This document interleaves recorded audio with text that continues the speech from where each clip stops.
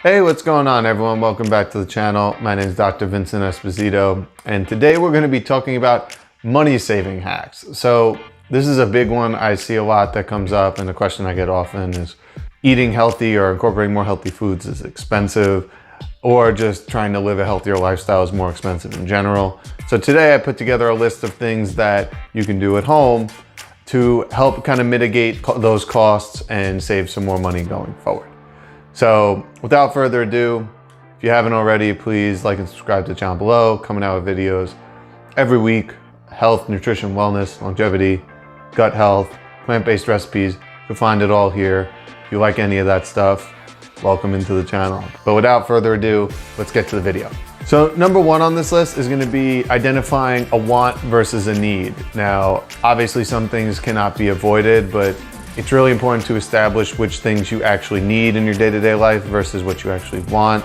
And this, I think, will help kind of identify some things that you can maybe remove going forward. Number two is shop intentionally, or have a purpose when you go shopping. For me, I know this is huge. I make a list of the things I need for the week before I go shopping. So I know I'm not buying things and just kind of grabbing at certain things when I go to the store. I know that's kind of where you can get caught out of hand, and that's where you end up spending a lot of extra money when you don't need to necessarily. Third one is to track your finances. So again, knowledge is power in this situation. And if you know how much money you need to spend, say on groceries or going out to eat and stuff like that, it helps you reevaluate because you put an actual finite number on what you're doing. So really important to track your finances so you can set goals and stay to them as you go forward. This one will save a ton of money for virtually anyone, and it's just make your own coffee or tea. You can make your own cup or pot of coffee for a fraction of the cost that you could get it from Dunkin' Donuts or Starbucks, and you can make it in much bigger batches as well. So really important and really great way to shave some costs off of your day-to-day life. Another one on this channel is, no surprise, it's making your own food. And I will maintain that making your own food is one of the biggest ways that you can improve your own health, because you have complete control over what goes into it when you make your own food. Not only that, if you buy your own food and create it at home, you're really spending more time on it than money per se, versus going to a restaurant where that stuff is included, and that's why prices are higher. Another thing is maybe set a date every season or twice a year to declutter and reorganize, and it'll help you obviously also have a cleaner home, but also will allow you to get rid of things you may not need, and you could sell that and then put more cash in your own pocket. Another one, which is going out of style very fast, but carrying cash can be key. I know I used to do this more often, and something I'm trying to get back into now.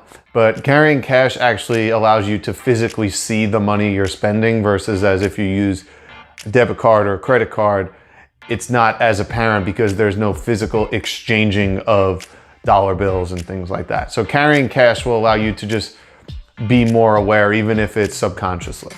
Another tip is to eat with a group. So not only does this instill that sense of community, and I think it's really important that people gather around food and able to build friendships and things like that, but it also allows you to split costs, which is cheaper in the long run.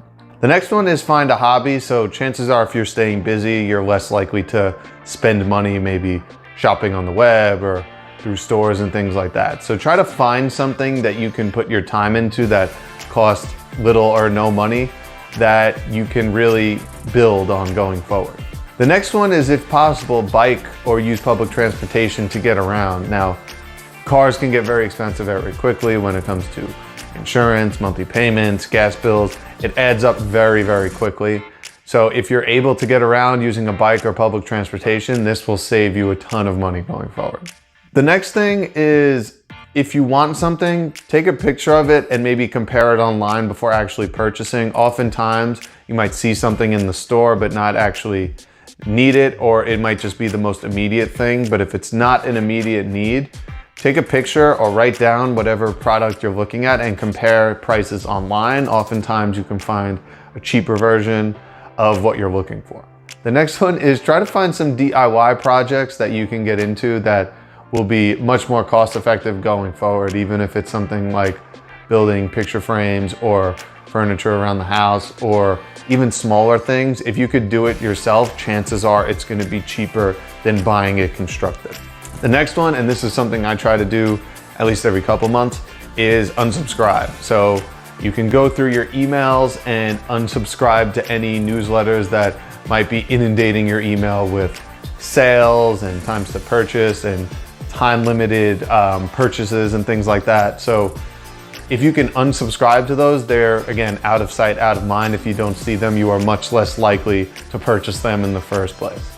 The next one's big, and it's been key for me and something I try not to do, is try not to go shopping, especially food shopping, while you're hungry.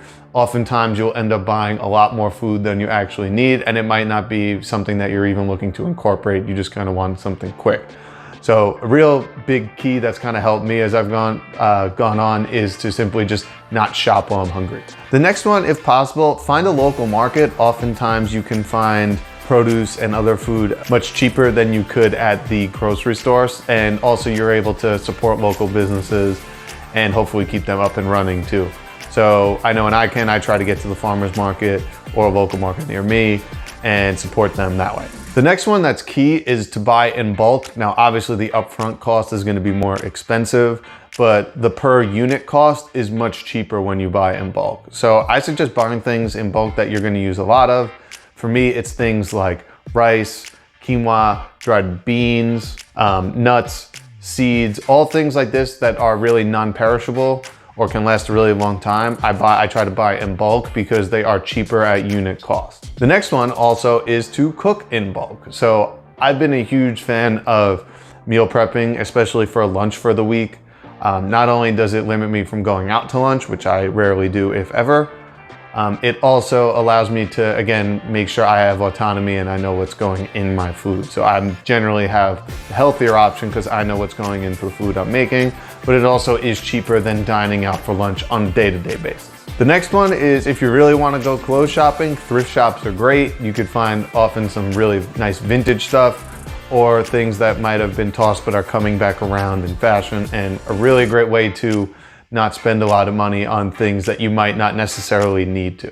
Another one is to simply make a homemade cleaner. Now, homemade cleaners can get expensive, but oftentimes you can get away with something as simple as water and white vinegar as a cleaner and use that as an all-surface disinfectant. So I hope you enjoyed a bunch of these tips today. Hopefully you might have found some of them helpful.